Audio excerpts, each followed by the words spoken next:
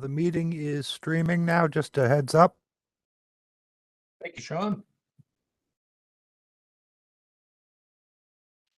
Possible to pause it until Mike convenes it or starts it.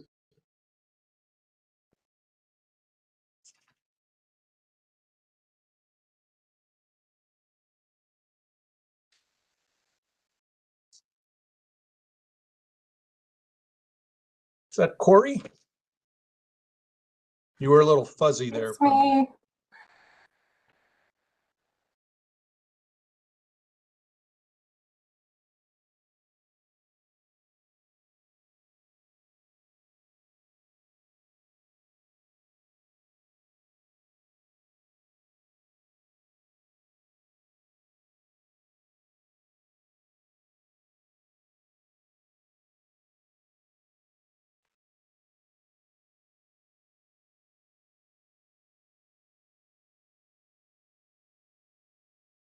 Those who just joined us, Sean tells us we are streaming.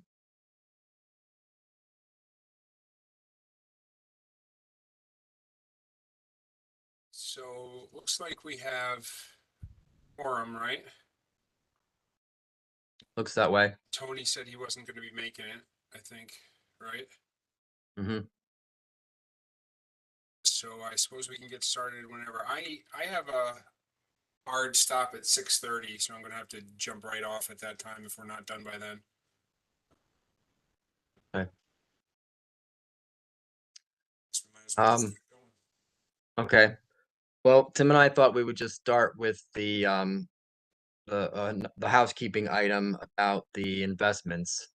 I don't know if you've seen your emails on the agenda for tomorrow's board meeting, but and we talked about it, I think, at the last meeting. So just a reminder that we'll want to do a resolution at the special board meeting tomorrow to expand the language of the resolution from CDs to CDs, treasury bills, and the like, so that we have that freedom to invest where our council tells us to, as best, advises us to.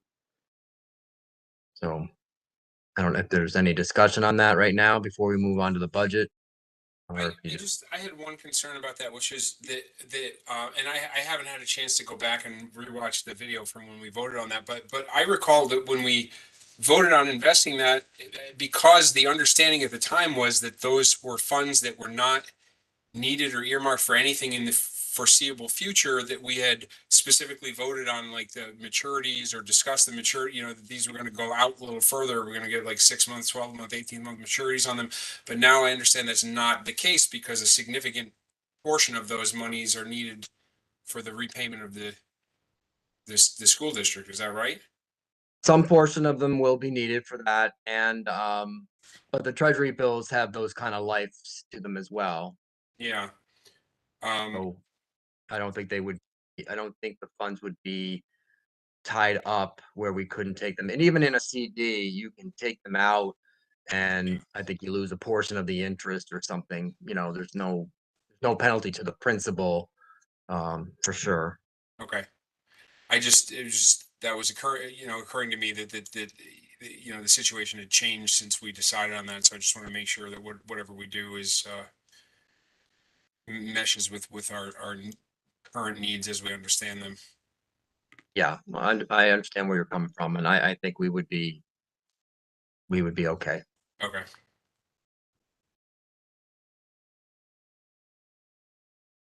Okay. All right. Anything else on that topic? Not for me. Okay. So late this afternoon, well, the other day I sent you a revision, but with a lot of the things we talked about at the last meeting, but late this afternoon, I sent another revision because we had a late afternoon meeting on the salaries and the staffing. And I know that was a big number, year-on-year swing, and it's come down considerably after today's meeting.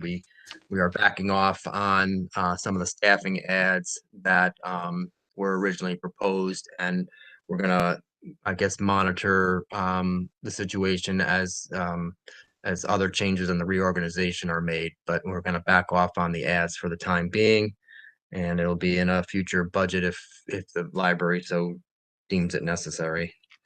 Oh, I don't know if you all have that copy or if I should share my screen and try to bring it up. I'll do both. The one you just sent this afternoon? The one I just sent this afternoon, yes. About 4 o'clock-ish. That's the one I'll be speaking to. And it's, pretty similar to what we went over a week or so ago. But we left that meeting. Let's see if I have my notes. We left that meeting with a few questions. So I went back and asked a few questions and made some updates. Adding a little bit more, subtracting a little bit, but mostly bumping up a little bit of items in a couple areas. So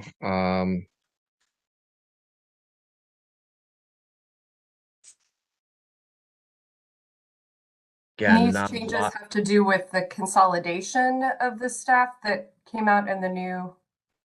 No, No, those were just specific line items that either, one of the board, one of you as committee members might have asked about. So I went back and double checked some things and just said, okay, that was a fair question and maybe we should pad it a little bit. We had room to pad some things. Nothing went up like exorbitantly or anything like that. I think I left my notebook, my desk that had a few of the reasons, but oh wait a minute, I have it here. Oh, specifically, there was a question about HR services. This includes our EAP program, our Marshall and Sterling costs for their administration of our health benefits, our medical benefits. So I did bump that up just slightly. There was a question on printing, I think from Joanne. And I went back and looked at some history, and there was a time when we would spend, $10,000 to $15,000 on printing.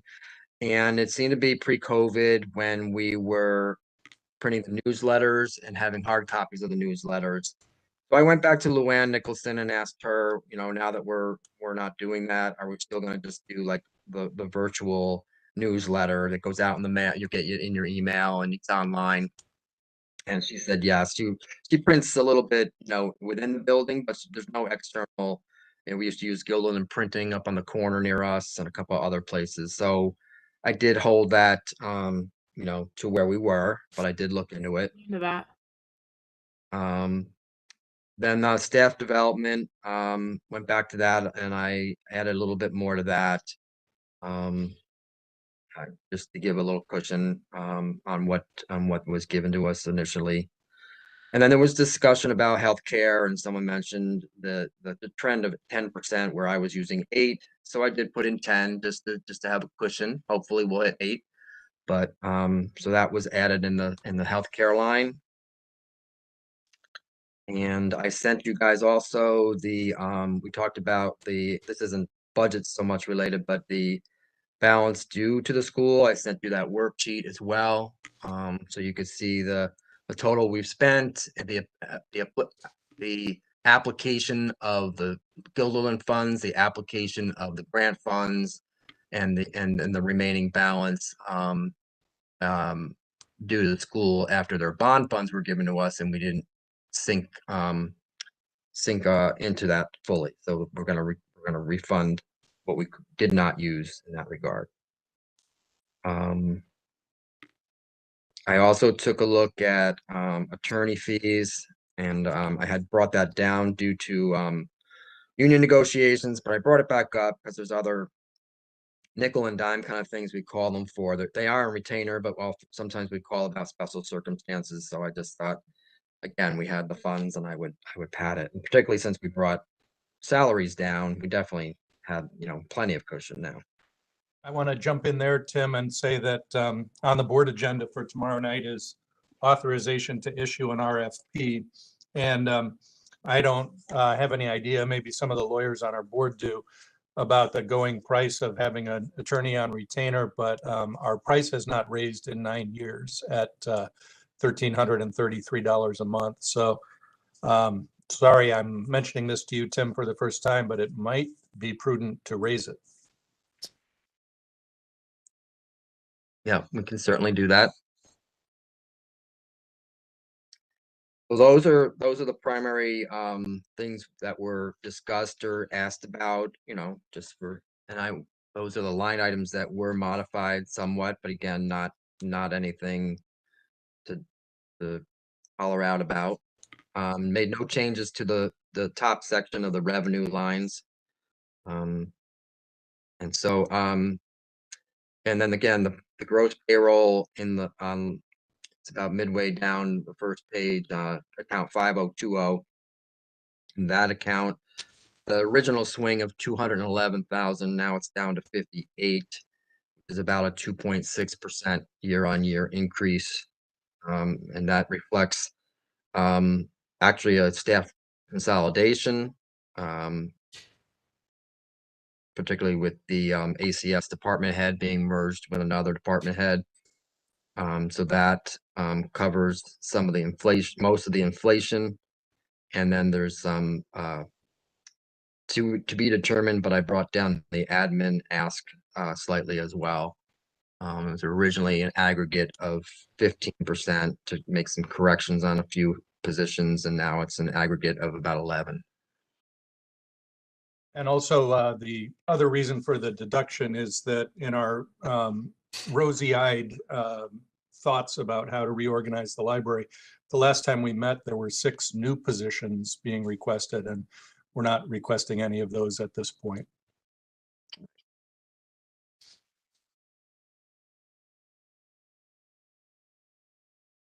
So, by one thing I just want to draw your attention to too, now that we brought those salaries down, the second from the last line, account 7,000 capital reserves / improvements. Now that savings in the salaries has been put into this slush fund, if you will, and I like to call it the reserves for, you know, restricted reserves for future capital and or tax certiorari's that we may have to pay back.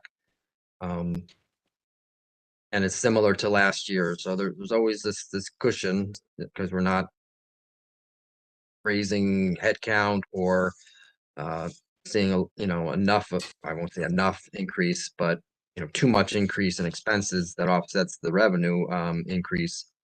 And so we still have that surplus, but knowing we have to pay back the school and we'll reduce some of our cash reserves, this will help replenish those cash reserves. The rainy day fund.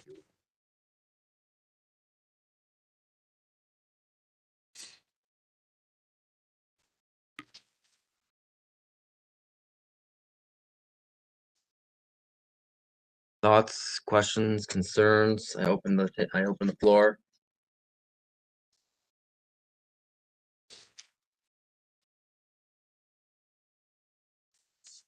Is there anything particular you'd want to see amended, changed before sharing with the broader board for their first review? You want time? My only question about this, and it's not something that I'm requesting be amended, just out of curiosity, because of the big jump with the payroll, since the organizational structure is looking potentially a little bit different, there's no need for those extra positions. Do we think there's a pretty firm line on that so that they're not going to be needed later on this fiscal year and have to be added in? Is it something you would rather have a cushion, or? Well, Tim had said maybe we would look at it through attrition. So if a full timer leaves, maybe we'll get 2 part-timers and get the flexibility from that. I'll let him elaborate, but that's pretty much the story. I appreciate you bringing it up, Corey, but we basically realized a couple of things. That one, jump of that size in terms of number of positions and dollars would be hard to sell, frankly, to the board and then also to the electorate. We're looking for a little more flexibility in terms of staffing various services and desks, but we think we've hit on an approach where if we have any attrition where people, move on to another job or something, that we could perhaps replace with multiple part-time people in order to create a little more scheduling flexibility. So. Thanks for the And- clarification. Yeah. Sure. I mean, and I also, I value your question. It's just mostly a matter of if growth in the size of the staff is ever necessary, it needs to be, a little bit more gradual than we were thinking there at that point when we last met.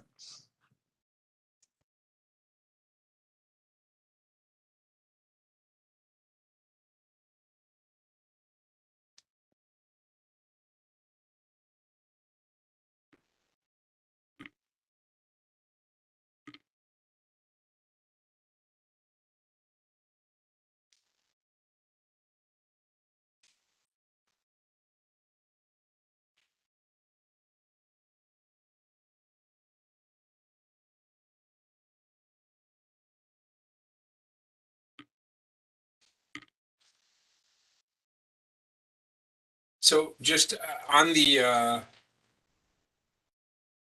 guess the capital reserves line there, do we know after the refunding of the excess construction funds to the school district, what's our, what are we going to have left as a fund balance, just reserves from previous year's budgets, what kind of numbers are we looking at? Well, Mike, the resolution to move some of those investments of $1.4 million, you recall, Yeah. that much of that was used as our justification for grants, because when you get a grant, you have to say you can pay for this up front, but we'll help you and offset that. So much of that is there for that. And of that 1.4 is estimated right now at approximately, I think, high sevens to $800,000 of refund to the school.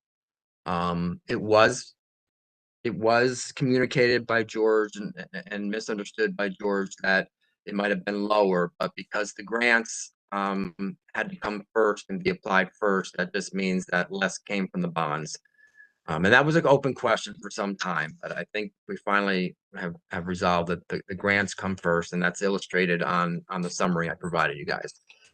So with that said, the 1.4 will drop to about 600,000.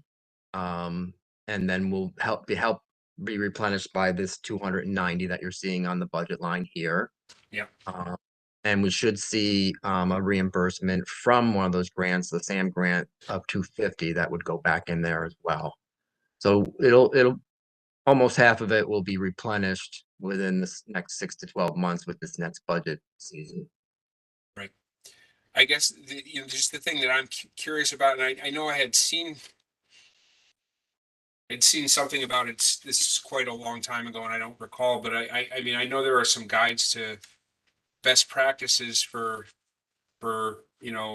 governmental organizations on how much you should be looking to grow that balance, based on your the budget and projected future needs and things like that. So again, it may not be something we need to do this year for this budget, but it's something I think we should be looking at going forward is what are our projected future needs that we're building this reserve for, and what are the best practices of how we should be growing that. Yeah. I would recommend that the person who takes my place and or the next treasurer, assign some homework on that to understand the municipal guidelines that you have.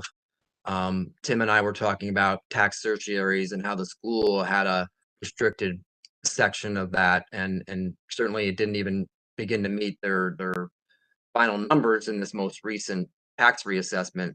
But that said, I would recommend that the library look to set up certain restricted reserves and identify them and label them and say, this is what we're going to build for tax tertiary.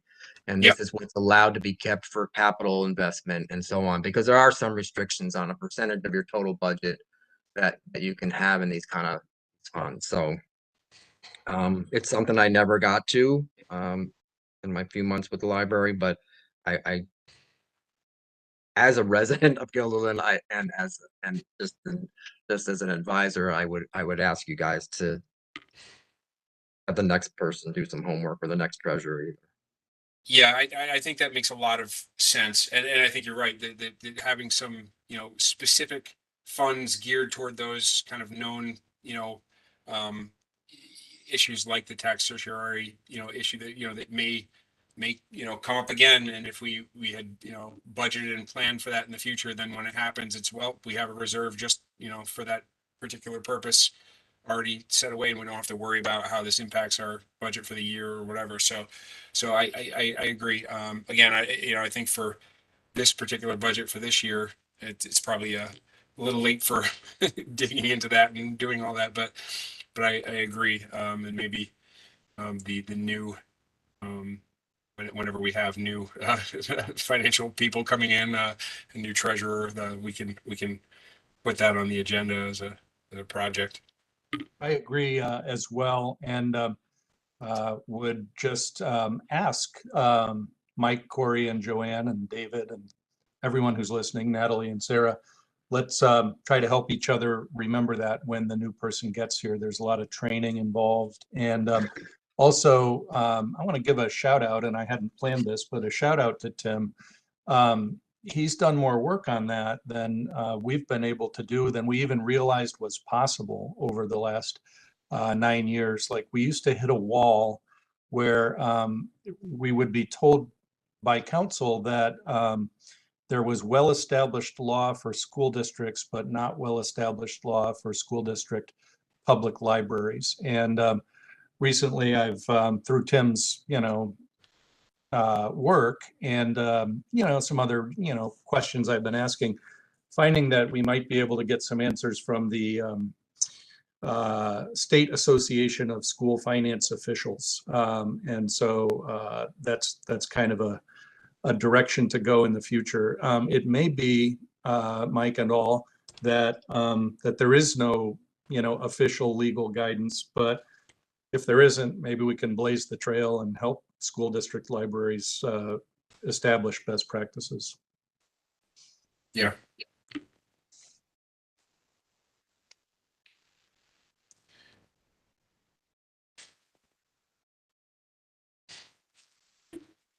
Well, how do we feel about this budget? I mean, do we feel like there's any open issues that people still want to follow up on further and get more information on, or are we getting to the point where we want to move this along? I'm comfortable with it. I am too, with the exception that I just mentioned, that legal, retainer issue, but that's one line on the budget that we could simply raise at this point or at our next meeting.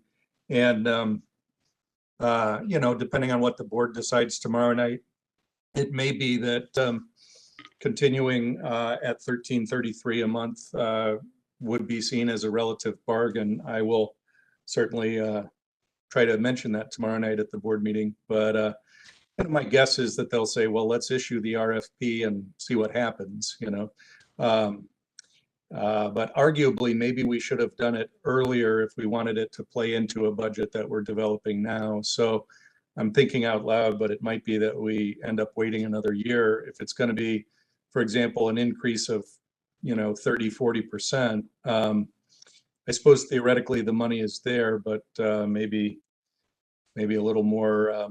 And then, I'm not criticizing anybody except possibly myself, but I should have seen that the implication would be that if you're going to change that fee, the time to budget for it is this time of year. And which line is that under on the budget? It's professional fees, attorney, 5080. Okay, got it. then they're at 20 with a 5-year average of 17.5. There already is a slight cushion over.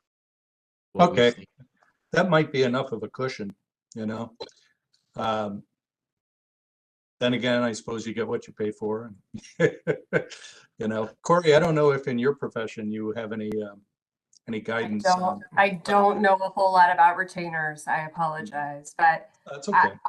I would agree. I think if you feel like that's enough of a cushion now or build in just a tiny bit more, you could still put out the RFP and I think it would align closely enough. Maybe another 5K there, just in case. I would think better safe than sorry. Tim R, is there enough in there to? Oh, yeah, I mean, you know, the line 7,000, the account 7,000's got the cushion of the capital reserve, so you can always take steal from that. But I would ask you, do you want to go with another attorney that badly that you would pay $7,000 more a year? Right. I guess it's their opportunity also to Or- request an increase in their retainer if you're putting it out for an RFP. Well, they don't know what we budget for, but, and they shouldn't know what we budget for. You should just go out to these attorneys and say, here's the services we need. What would your retainer be? Well, unless they choose to, do their homework and watch this video, which is, Yes, unless they choose to do that. Why they would do that, I don't know. Hey, you know, it gets worse, Mike. I'm Some not a of my lawyer. colleagues- Some of my colleagues at the other libraries, and Natalie's guilty of this, I think, in her past, they actually watch other libraries' board meetings. I'm like, seriously? You know, don't you have anything to read? Don't you have anything to watch? I would say just as a matter of like due diligence, this is one of those things that you should examine every so many Yeah, years anyway. So Yeah, Every that's 10 I don't years, think it's gonna probably. hurt. So, 7, that sounds like the exact right amount of time. Yeah. okay. well, so what do we think about, it's Do we easy think- enough for me to add 5,000 to it if you like, and then I'll resend it to you. yeah, The practice is if it doesn't get spent, it just reverts to that, Mhm. capital line in the next year's budget. So the point isn't necessarily to spend it, but to get value for what you do spend. So, yeah.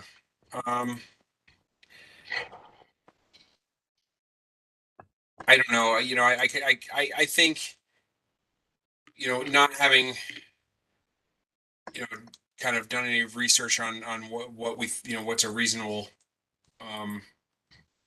what we can reasonably expect for a retainer when we, if we put this out, for bid or whatever. I don't have a strong feeling on whether we've, our budget is reasonable or not, whether we should bump it up a little or if we're in the right ballpark already. I could go either way on it. It's really, it's just a question of, wanting our budget to, I mean, if we leave it where it is and it ends up, that the numbers we're getting, are, it's going to cost us more, well, then we'll have to tap into our, reserve to cover it. If we put that extra money out and it comes in cheaper, then that money goes back. So it's kind of just, 6 of one, half a dozen the other. It's just which one better reflects our actual expectation of, the number we're actually going to come out to, just to make our budget kind of most accurately represent, what we actually think we're going to spend. And I don't have a strong feeling of which one is more, is more correct. So I could really go either way on that. No. Again, I mean, if you're saying, what do we expect to pay? It comes down to, what do you expect to pay? Do you expect to increase your cost just to move to a new attorney? Or do you expect that any competing attorney needs to be competitive with what you're paying today? If you can't find, what you hope to be or maybe you'll find that you have the best attorney by doing this RFP and getting some other attorneys, like, due diligence, as Corey said, but in the end, if your goal is to get the best attorney at whatever cost, then I would say add the $5,000. If your goal is to get, a comparable attorney or something better at the same cost, then I would leave it alone. I'm in favor of putting the 5K in, and I think the outcome from tomorrow night will be issue an RFP.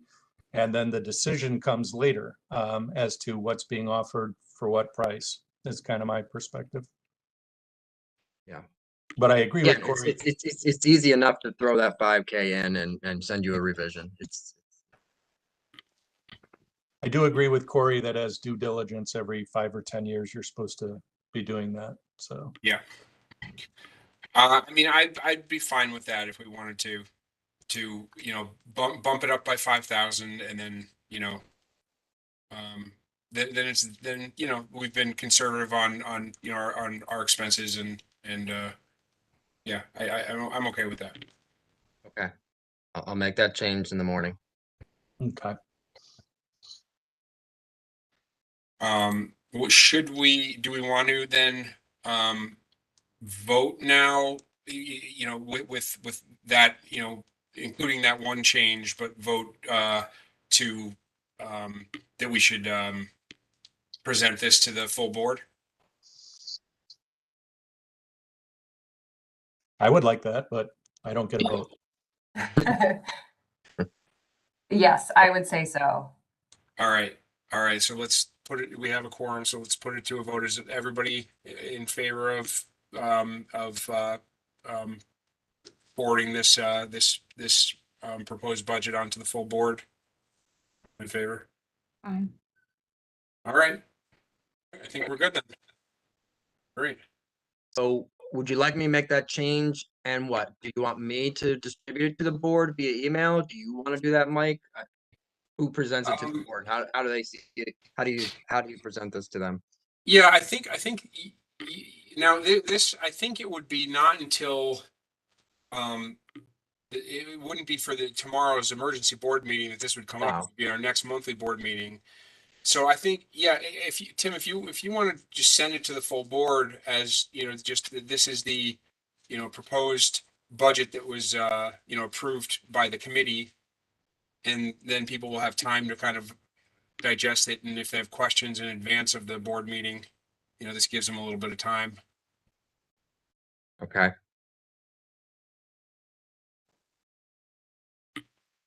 Okay. Done.